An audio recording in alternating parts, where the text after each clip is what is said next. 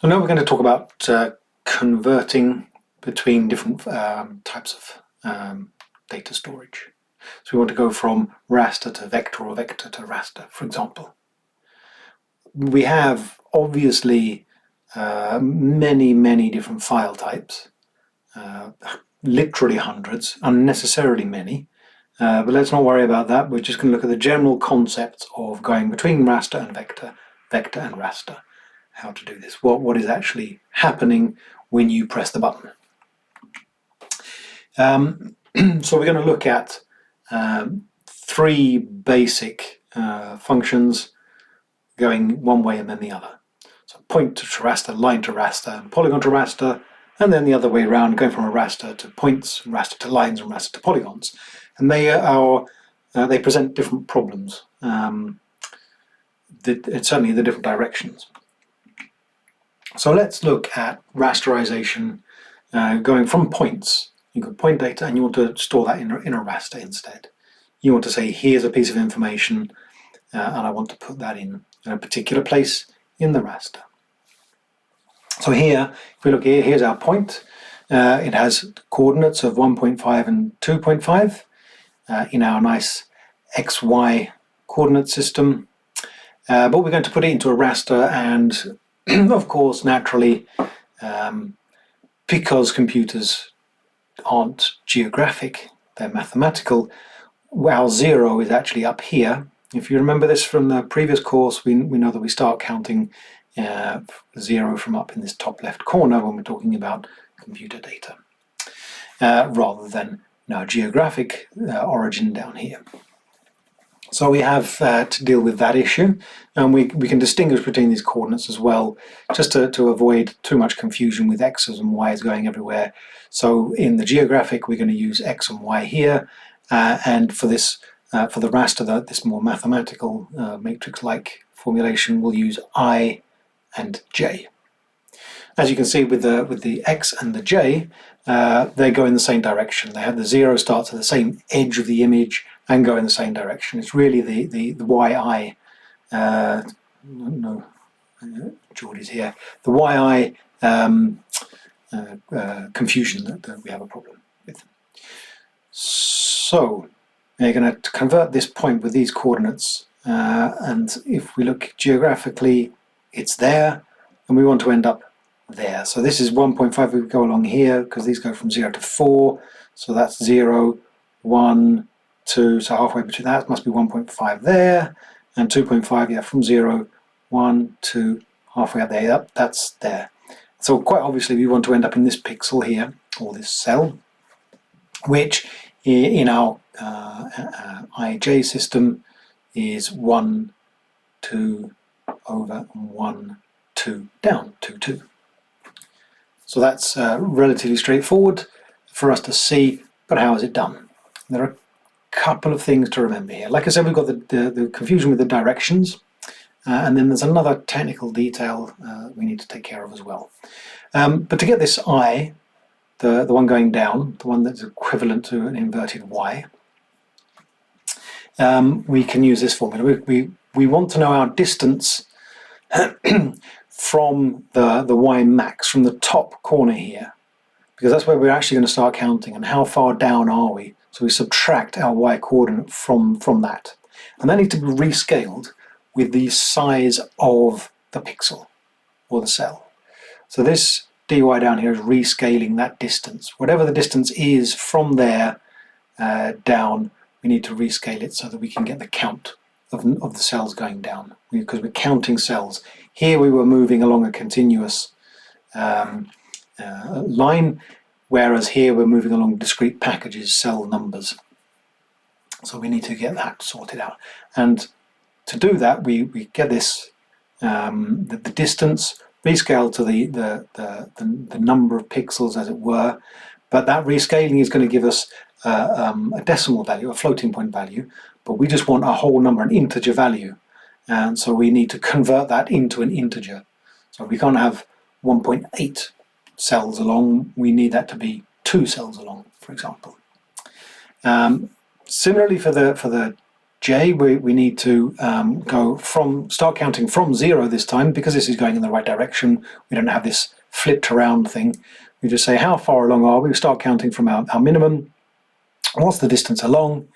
That gives us the distance along the axis there.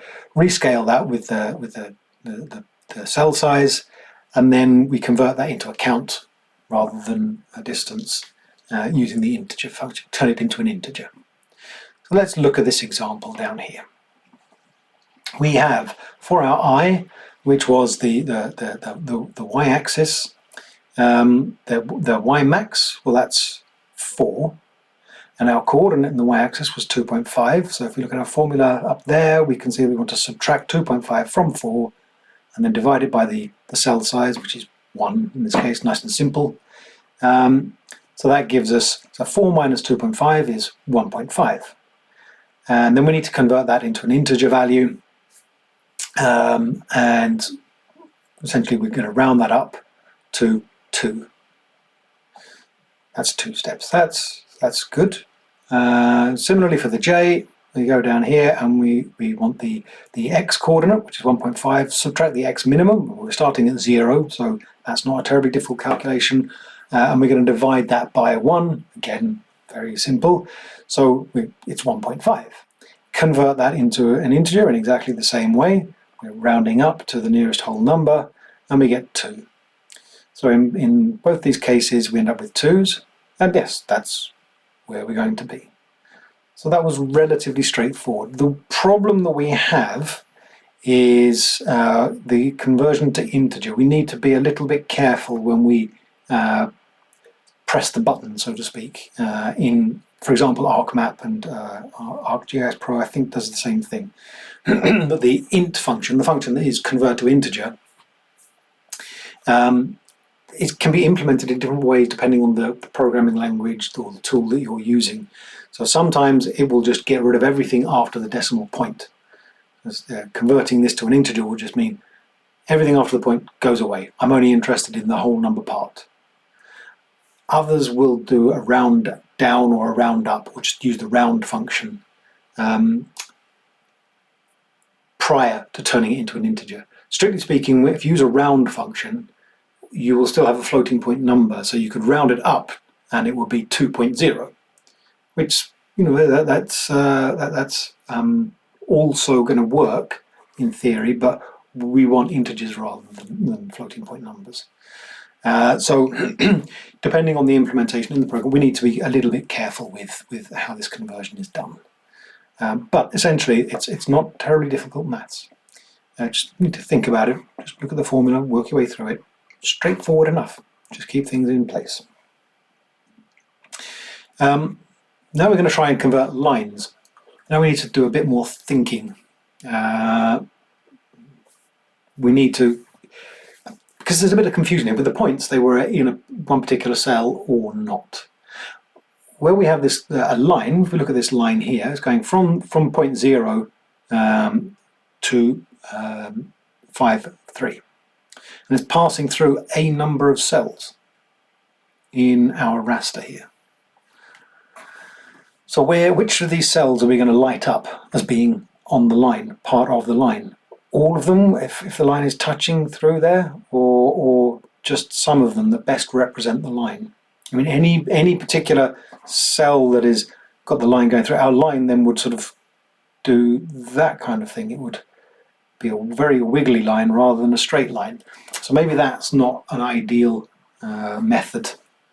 So how can we perhaps improve that? Well, one way is to, this basic method, is that we look for the so-called driving axis, which is basically which is the longest in the range of data that we're looking at. And in this case, it's the x-axis, because we've got a greater difference along the x than we do along the y. That's bigger, as it were, than that. So that's our driving axis. And then we're going to rely on this very familiar, hopefully, formulation, y equals mx, where m is the slope going up here. And we can calculate quite easily just dividing by the change in the y by the change in the x. That gives us 0.6. in this case. So y is 0.6x. That's a nice simple formula. To do this, we'll start off at the starting point, and then we'll just add 1 to x. We're going to be moving along step by step along here, but which of the y rows are we going to take as being part of the line? We're always stepping that way in our algorithm, in this method, but do we put the point there, or do we light that cell up, or do we light that cell up? When it comes to this column, do we light that cell up, or, well, there's not much choice really, is there? When it comes to this column, do we light that cell up or that cell up? So let's just quickly run through this. And what we're going to say, the rule of thumb that we're going to use is whichever's longer. So we start there, that's fairly uncontroversial. And then we move on to this next column. We increase x by 1, and we're going to look at these two. Well, the length of that line there and the length of that line there is what we're going to use, and we want the longest one. Fairly straightforward. This lower section was longer than the upper section there. Therefore, we're going to light up this cell. That's part of the line. Then we move along one column here. We move along the x-axis. Not really much to be done there. There's no controversy here. Nothing to decide. It's that one. Then we go to the next column, and then we have a similar situation where the lower one, here we have this, the red is the lower one, and the blue is the upper one. Well, guess what? The red is shorter now, so we light up the top one. And then the next column over, when we make the next step, there's nothing really to decide. We're there. Well, that was nice and simple. Yep, let's just leave it at that then, shall we? No, we're gonna use another method as well. Obviously, because we don't want to make things too easy for ourselves. There are other reasons for doing this. This considered to be a slightly better representation of the line. It looks more. If we look at this, the line actually looks quite steep. Really, the transition upwards is perhaps steeper than the line itself. It's nice and easy to calculate, certainly, but this is the result we're going to get. This is what we're looking for, and we can see in this case that actually looks, that's a little closer to that line. That does seem to be more true. This is not a straightforward algorithm, so let's just read through this, just take it slowly, and we'll get there in the end. So we're going to start at 0 again. And of course we need the driving axis, where are we going to go along, and we want the slope. We want m, the slope, and that's, as before, was 0.6. The increase in y is determined by an error value, epsilon, for every step in the x direction. So again, we're going to be driving stepping along the x-axis, and the y is determined by this thing here. Okay. If it's negative, it is the negative distance from where the line leaves the cell to the top of the cell. So where the line leaves the cell, so we're going along here, and it leaves the cell there up to the top. That gives us that. It leaves the cell there. In here we don't have this. It doesn't leave the cell on the side there. It leaves it through the top. But here it leaves the cell there, and the distance up to the top is there. So that's epsilon. Here it leaves the cell there, and we've got that. Good, we've got that. And it's the negative distance going down. It's first set to m minus 1. So we need to initialize this somehow, our algorithm. We're starting off down here. And where have we come from? Because if this was supposed to be the distance from where the line leaves the cell up to the top, we don't have one yet. So it's initialized by setting it to the slope minus 1. And then is later increased with m every time x is increased with 1. If this error factor, or epsilon, becomes larger than or equal to 0, we know that the line has moved up one cell in the y direction. Then we can increase the y coordinate and adjust epsilon so it represents the distance from the top to of the new cell. This is done by subtracting epsilon with 1. Right. So in the next slide, I'm going to introduce two versions of this E-like thing, epsilon there, to keep track of this. So whereas here we've just got the one representation of it, in order to implement this, in order to make this useful, so that we can actually follow along in our brains, because that's not so straightforward. There's two versions of it, and it's the same thing. It's just that because we're always changing, we're moving on and on. Sort of introduced a second version, so that we know where we are in our calculation. So here's a little Excel sheet that I made, and we're going to be doing this. Here we have, if we remember before I said we do the counting from up here. Well, in this version, apparently not. We're going geographically. It's good to be consistent. So we've got our line going from 0, 0 to 5, 3.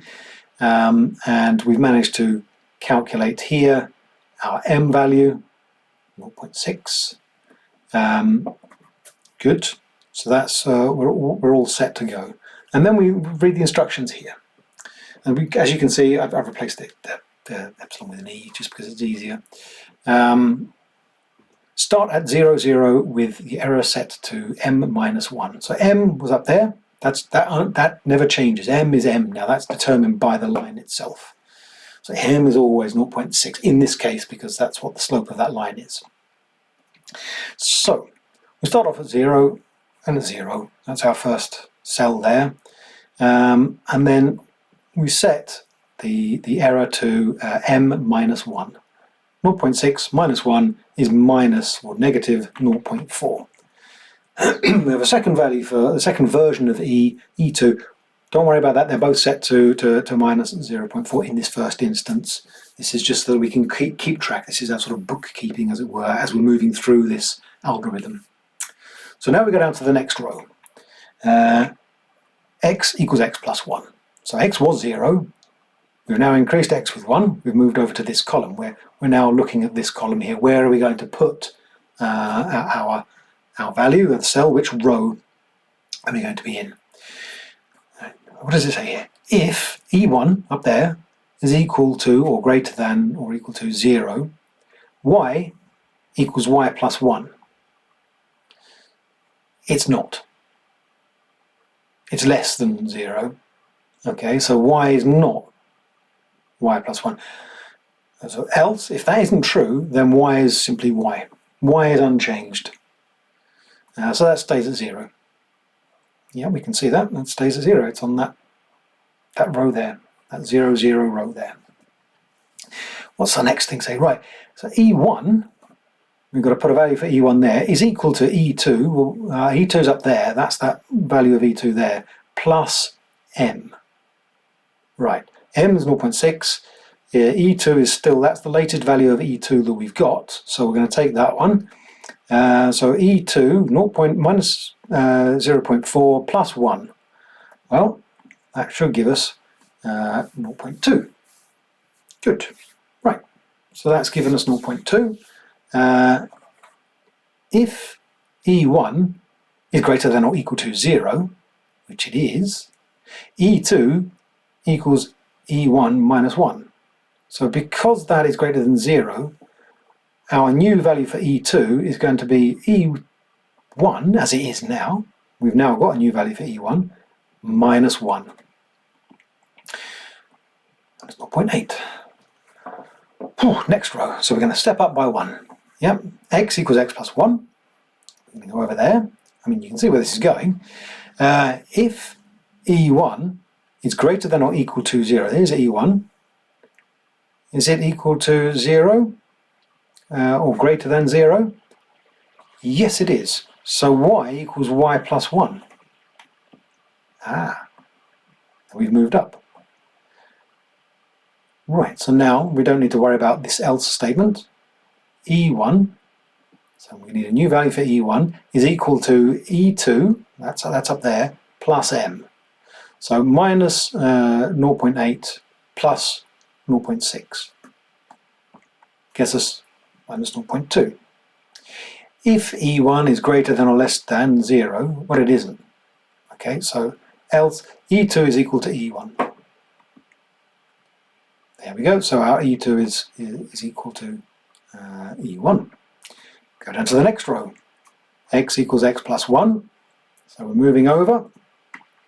If E1 is greater than 0, it isn't. Else y equals y. Okay, so y stays the same. Y is unchanged. So we just carry that value down. Right, we'll move on here. E1 equals E2 plus m. So E2 at the moment is that minus 0.2. And we're going to add m from up there. Right, so that gets us then 0.4. So a positive value. If E1, this is now our E1, we've calculated that, is greater than or equal to 0, which it is, E2 equals E1 minus 1. So the new value for E2 is going to be E1 minus 1. Yes, minus 1. So we get minus 0.6. Add 1 onto the x, so we've increased the x by 1. If E1 is greater than 0, it is y equals y plus 1. Yay! And then we carry on, we do the same thing, we're there now. And then we get the end of our algorithm. And that gives us our nicer looking line. That looks better, doesn't it? So that's this Breshenham's algorithm for creating the better looking line. That was quite a process to go through. Straightforward enough for the computer, but for us and our brains to keep track of this, it was quite a process. Thank God for computers, eh? We'll move on to one last subject for converting to raster, and that is the rasterization of polygons. So we want to find out whether a particular cell is within a polygon. If we sort of regard a cell as being a particular point, it has a certain location, we want to find out whether it is within a polygon or outside of a polygon. So we start calculating, we go from one edge or another, follow a line along, and if we look here, if we follow this line along, we've entered the polygon, we've crossed the line of the polygon once there, and there's the point. That's our cell. That's the cell that we're going to calculate, to determine whether it's in the polygon or not. So as we've only crossed one line to get in there, it's within the polygon. We could have gone from the other direction, crossed one line there, it's within the polygon. If we cross two lines, or an even number, we start from here, there's cross one line, crossed another, so our count is now even. Yeah, that's outside. And it'll work the same from the other direction. We've not crossed the line at all, it's evidently outside of the polygon. And this actually works for even more complex shapes.